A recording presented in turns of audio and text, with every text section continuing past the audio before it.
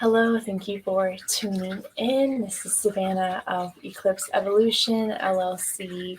Welcome to my podcast, if that's what we're going to call it. I'm honestly not really sure if you'd classify this as a typical podcast, but for the argument's sake, that's what we're going to call it. And really, this is something I'm still just kind of experimenting with. And it really just comes from the basis of me needing to get some stuff off my chest. And please forgive my informality with all of this. That's something I'm trying to kind of put behind me. Really, when I decided to make this series, it's coming from me not being in the best place. These past few months have been some of the most transformative, painful, scary, exhilarating, happy few months of my life. There's so much there, and if you hear something in the background, it's probably my dog chewing on his bone. Sorry about that. But yeah, these past few months have been really, really challenging. I've been going through like a huge transformation in my life, one that's really needed, one that I've just kind of had this seed of hope throughout this whole process that why this is all happening, whatever is happening, however it's going to turn out, is for my own good. It's like for my best self to really come to light. And that's really what I've been holding on to throughout the really hard times. And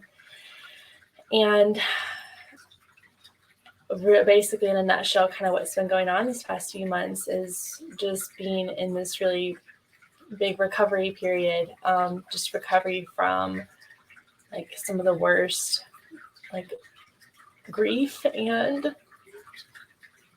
like burnout in my whole life. My whole life of 25 years. But still, not to discount it. And I really didn't know what burnout was until now. It's more than just, oh gosh, I'm tired. Oh gosh, I need a vacation. Like, I'm talking like feeling your soul kind of drifting away from you kind of stuff, where just kind of having like that, I call it like the Wizard of Oz moment, when you really see behind the curtain and see something for what it really is, and it's not what you had hoped it was. And that's been one of the reasons like behind all the grief I've been experiencing, but also just stress has been piling up. And I think what's taking me so long to get to this point of sharing is shame. Shame that I put on myself. Just not feeling like I deserve to feel this way. Because so many people have it worse. I really have so much to be grateful for. There's still so much throughout my day that I love, people that I love, etc. But not realizing how much my heart has been hurting, and how much I've been overworking myself, and how I've been saying yes to too much and taking on too much. I feel like I did it all to myself, and that's not true, of course. Like, there's a lot of different things, but ultimately shame, when it comes down to my own tendency to deal with just perfectionism and just not feeling like I'm doing enough, and not feeling like I'm good enough if I'm not doing enough. But I heard something recently that really has stuck with me, and it's perfectionism, and holding ourselves to perfectionism is a type of self-abuse. And it took me a minute to kind of wrap my head around that, but I can't help but agree with it now, because never feeling like I'm meeting a standard that I make up in my brain, sometimes impossible standards, has kept me from doing something like this, doing something that I actually really want to do for myself. And with the self-abuse aspect, like, I see it now more as like it's just dehumanizing oneself. Because if we hold other people to perfectionist, like our perfectionist tendencies, we're dehumanizing them. We're not allowing them to be imperfect and to just be a human. And when we do that to ourselves, we take away our own humanity and our own just feelings about what we're going through can sometimes be dehumanizing. And so I just wanted to share with you all just the reality of that stuff isn't always perfect. And even I think what's contributed to my own, oh, that was beautiful. Nice snot bubble. Yeah. I think what's also just contributed to my own feelings of shame have been the fact that like I'm in the mental wellness field. Like, you know, I'm a life coach. Like, I'm here to help people figure stuff out and be their best selves. And so when I was feeling like I wasn't even practicing what I preach in some ways, or not constantly moving forward, I just felt like a failure and just felt like my whole world falling apart, and felt myself falling apart, not even knowing who I was anymore. And that's just really made me realize how much that perfectionism has been weighing on me, and how I don't feel like I've truly been showing up in the world as my true self. And even just the motivation behind some of my wins, like, not that it takes away from the wins themselves, but just some of the motivation behind the stuff I've accomplished, like, not even, it's like that was never enough. Like, okay, I wrote one book, okay, cool, like, I gotta do my next one, and I haven't written a book in a while, so like, what am I waiting on? And now I gotta do this and I have to do that. And it was just never enough. And it wasn't that those things weren't meaningful to me, but really it was having to be honest with myself about like me never feeling like I was enough. And even just like that success that I've been able to achieve. And I feel, again, so grateful that I've been able to achieve these things at such an early age, but understanding the reason why those achievements happened is just always being in this, I call it like busy feet syndrome, where we're just always having to go and always moving. How like I'm like the face of that. And so it's been really hard for me to acknowledge, and how a lot of my behaviors of always pushing myself to do more, especially for other people, has just come from roots in codependency. And I've been in codependent recovery now for a little over 8 months. And that's just been like a huge contributor to this transformation that's been occurring. I feel like this has been kind of a slow burn transformation that just like woof became engulfed. And then bam, things were changing. But realizing how much codependency has played a part in like my inability to set boundaries, or like me always feeling like I have to be the one to save the day, or I have to do the most, otherwise like I don't have any worth. Like, that's been really hard for me to face. Really helpful, but really hard. And I knew I just couldn't keep all this to myself. I feel like it's almost like a duty that I have at this point to communicate some of the stuff that I'm learning, but also more so, I kind of just need this for myself. And that's like hard for me to admit. Why? I don't know. I think just because so much of my self-worth has been based in what can I do for others, and almost like denying myself of what I want to do, and feeling kind of silly if it's like not somehow productive or linked to my profession or gonna make me money or whatever. Like, sometimes it's just about scaling it back and just doing something that makes us happy. Which maybe this is it. I don't know. Like, I'm kind of in this place of trying to figure that out. And it wasn't until I was just dealing with some really bizarre health problems due to the burnout that it really made me wake up and smell the bacon. And not only was the bacon cooking, but it was burning and it was charred. And my body had to tell me that. I wasn't listening to it, but it wasn't until I got really sick and my body started to break out in what I thought was just like winter eczema, because that will happen every now and again. I'll get like a little spot here and there. And I'm like, okay, cool. But it was like one really big spot on my leg. And then it was another spot on my chest. And then they spread all over, all the way up my neck, onto my face, down my arms, all down my stomach, down my legs. I still have like some scars from it. And it was actually this kind of strange, like stress-induced psoriasis. I'd never had psoriasis in my life. And it wasn't just regular old psoriasis, whatever that is. I don't know. But I thought they were hives at first, but then it started to just get worse to where they would, if I didn't like keep putting lotion on it, they would kind of blister and peel and then be these like sores, and it was so painful. And I just like couldn't, like hardly, I couldn't shower, like I couldn't wear makeup, couldn't wear anything like tight fitting. I mean, I would wear turtlenecks out just so I didn't look like, because I was just self-conscious. But yeah, that was a really big wake-up call.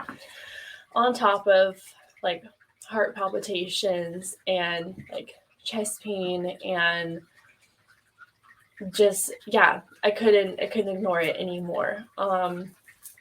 And so yeah, that was it. And it was just so focused on getting my skin healthy, I didn't even realize like that it's like I was not eating. And it wasn't until about a month after my skin finally cleared up that I was able to actually look at myself and notice like, hey, I'm not used to seeing my sternum. Like, that's kind of weird. Like, why are these ribs poking out? And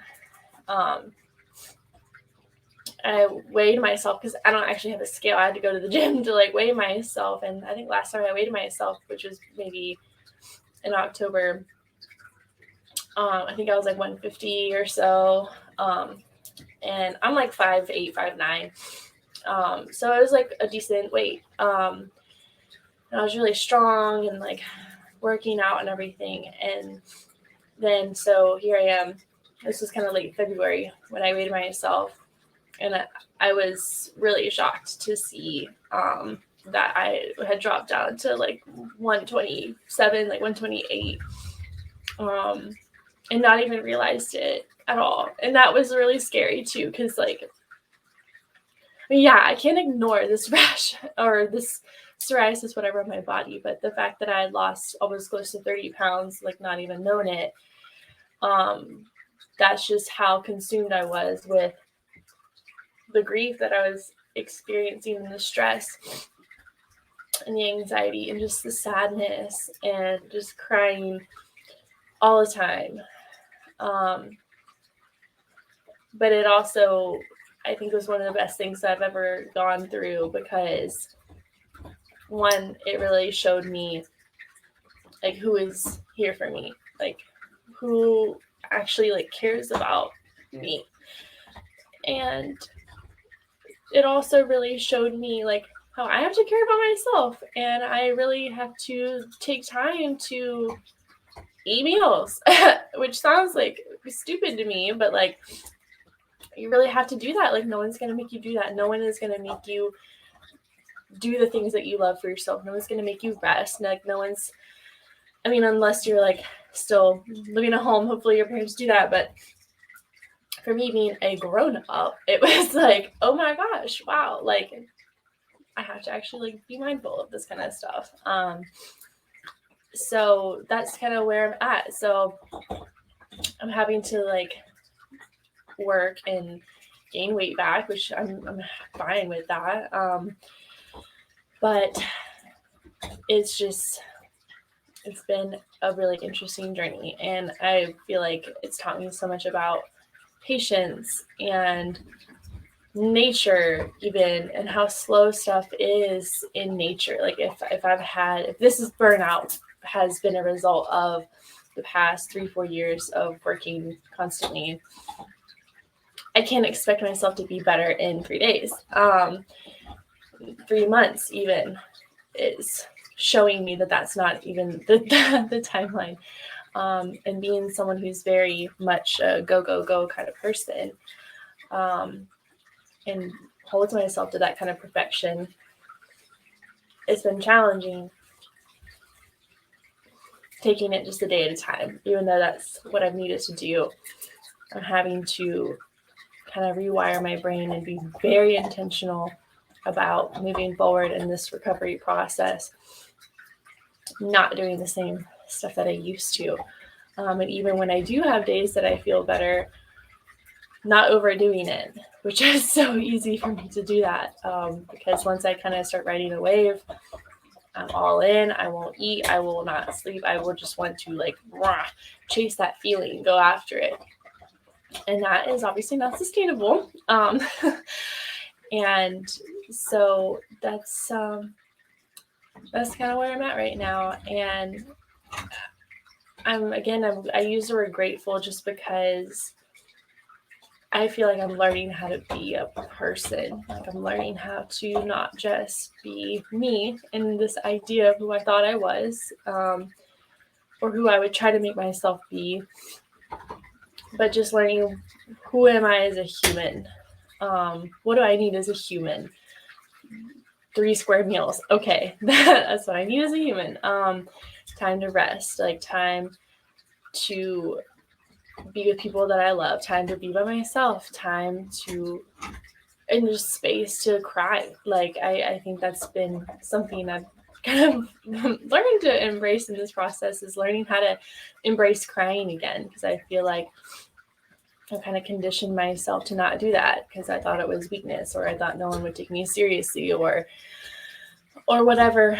But it's something I've just kind of learned to accept and embrace. Is like, I got a lot of big feelings. I have to cry. Like I love doing it. Like if I were to hold it in, I get angry. I just get angry, and I get like really fussy, and I get really irritable because I am holding all that in. So just when it comes, I just try to let it come. And I'm just so thankful for myself and for those around me who've been supporting me through this, like to let that happen too. Because it hasn't always felt safe to show that emotion or to cry or just to be vulnerable. And that's something that, is what makes us human, something that makes me human. And I think in this whole recovery process, I've really realized, I've always known, but I really have realized, like, I'm a really freaking sensitive person, and that's not a bad thing, but rather it's one of my strengths. But it also comes with a different criteria, if you will, of how to live my life, and that I can't live something that's like a one size fits all. Like I can't do everything that everyone else is doing. Like I just need different things. I'm just a different person, as we kind of all are. But I think, I don't know, blame whatever you want to blame, but I think there's so much culture right now that breeds this kind of perfectionism, that breeds this kind of expectation to hustle and do the most and get the bag and like whatever the case may be. And I feel like I've done all that stuff, and I feel like it was just a big lie that I was telling myself.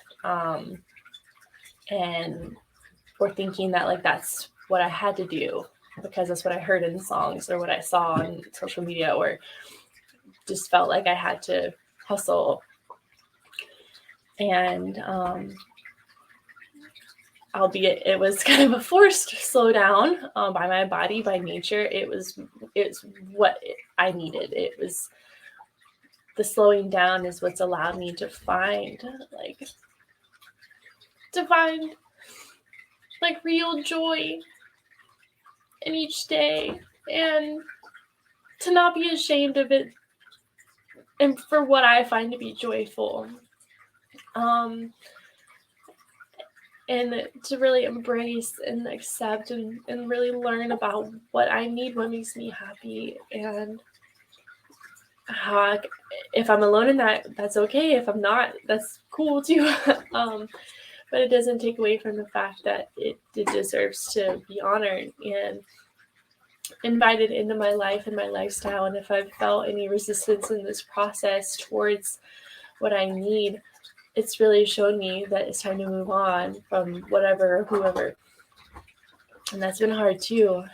But I felt this weird sense of peace, like that seed that I know that this is leading me towards my higher self, my best, this new chapter, whatever the case, whatever you want to call it.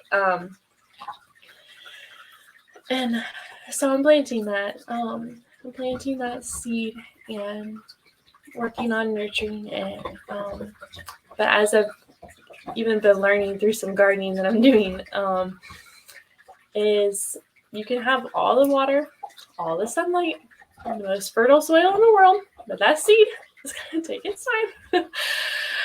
And that's been a really good reminder for me as I've kind of literally planted some seeds, and just how slow they have been. But kind of even questioning myself, like, why am I expecting them to sprout overnight and blossom the next day and grow fruit the day after that? It's like, why put those kind of expectations on these little bitty baby teeny seeds? And also, like, why put that on myself? The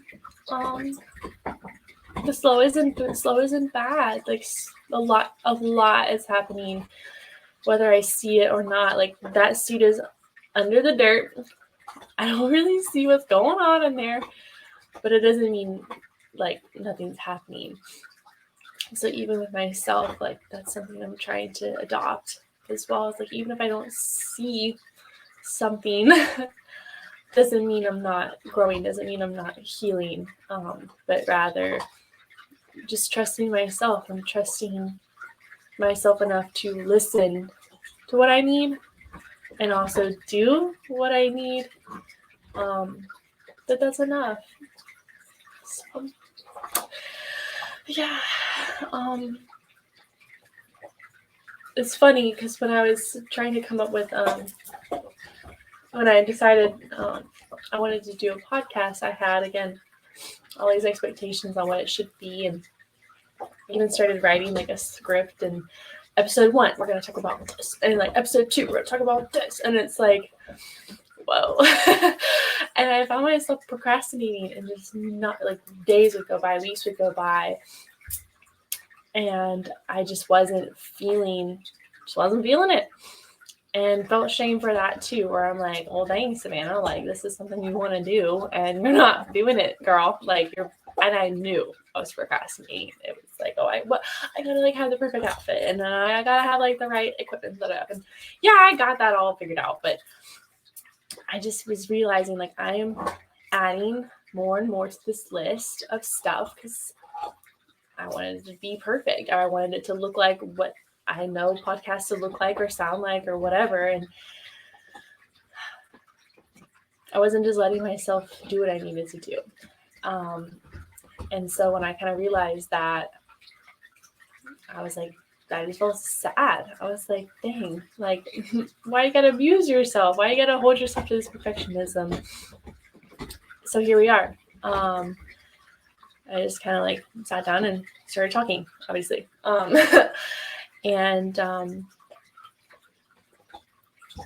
mean, if it resonates with you, great. That's definitely what I want. And if not, like, I hope you can at least think about, like, if you're not being gentle on yourself, what can you do to promote that? How are you trying to rush where you're planted right now, maybe. Just kind of getting curious about that. You don't have to change anything right away, but just starting to tune in and slow down. I think we could all use that. Yeah. It's kind of funny because I've been doing a lot of inner child work for a few years now, but in like a whole new way. Because when my identity kind of going through this existential identity crisis, like if I don't have my job, like what do I have? Who am I? In that, I've been doing a lot of inner child work where I'm like, okay, well, what would little Savannah want to do? What did she like to do for fun? And I just kept remembering like how I went through 3 specific phases are coming to mind. One was my camcorder phase. I don't know if you ever had one of those like little flip video camcorders. You have like maybe an hour of storage on them. That thing went with me everywhere. And I just took all these like hysterical, random, silly videos all the time. Just random stuff. I was like in 5th grade.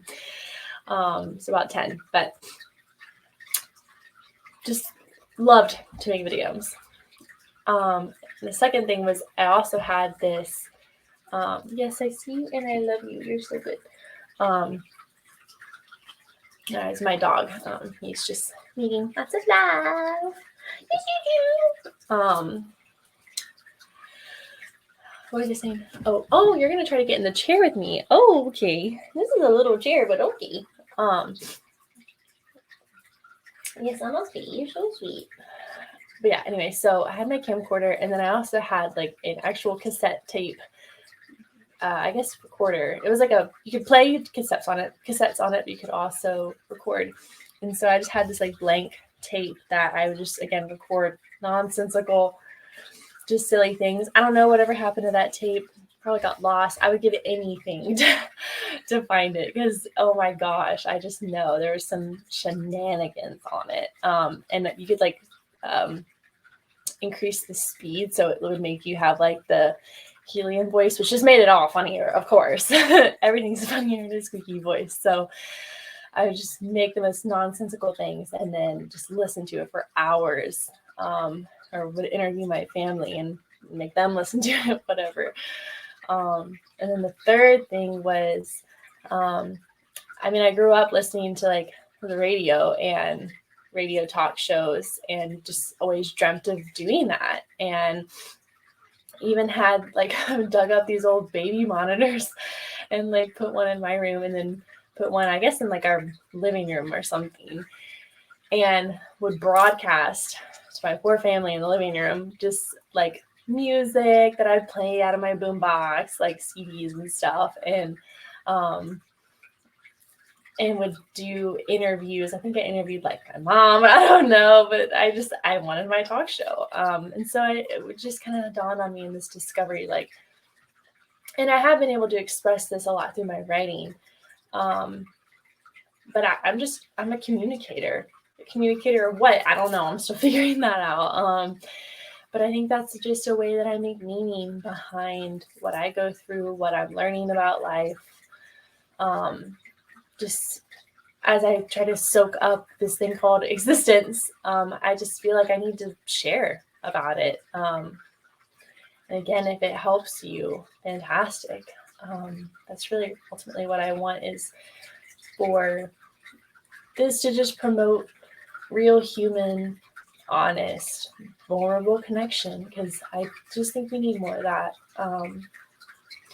Because that's something about the pain that we go through, is that it can just make you feel so alone.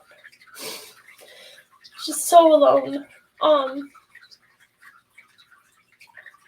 And for me, just feeling so overstimulated, where even if I did want to connect with people, just feeling incapable of doing that, just feeling like anything would set me off, anything would just make me cry, anything, like I just couldn't be present with people because it was just too much. And then also just not feeling lovable because of what I was going through, how I looked. Like I know, especially when my skin I was head to toe just covered in these sores. And I just felt hideous. And I just felt gross. And I was in so much pain. And I was crying. I was so depressed. And I just kept fearing that my partner was going to leave me because I just didn't feel pretty. And there's nothing that he ever said, of course. Like, he rubbed this poor man. He rubbed, like, lotion on my scaly skin, like every day. So, and he was always telling me I was beautiful, and I'm really grateful for that. But me just not, again, like, putting all these expectations on myself and just feeling like I had to be punished. You were cracking me up right now, Sterling. Feeling like I had to be punished. Almost, or I was expecting, like, stuff to hit the fan because I wasn't feeling well. Like, if I wasn't feeling well, then everything must be falling apart. But it really just showed me a lot about what love is, and how even when we're covered in tears, that's doesn't mean that we don't deserve that love. And it's just about learning how to show it to ourselves. Is kind of what I've learned in this process. So, and having sweet puppies like Sterling, who bring a smile to my face every day. Yes, you're so good. Yes, I love you. Oh, look at you. So I think that's all for today. I'm just excited to see what this turns into and where this goes, and would love to hear from you if this has meant something to you in any kind of way. And if you have any questions for me, I'm an open book. Literally, you can read my book. I spill all my beans in that. So, but yeah, I mean, if there's anything I can do, or even just to share about, if you feel any kind of connection, just happy to do that. And just know that whatever you're going through, it's going to be worth it. It really will be. Even if it doesn't feel like it in the moment. And you don't have to pretend either. You're allowed to be sad. You're allowed to go through stuff. You're allowed to hurt and to be angry. And it just because you're feeling stuff that doesn't feel good doesn't mean that you yourself are bad in any way. It's about being human. Right. Well, you're a dog, but you also have big feelings, as you do. And I still love you, yes I do. So, thank you for watching, listening, and I look forward to chatting with you again soon. Thank you so much. And please take care of others and of yourself, of course. So, bye for now.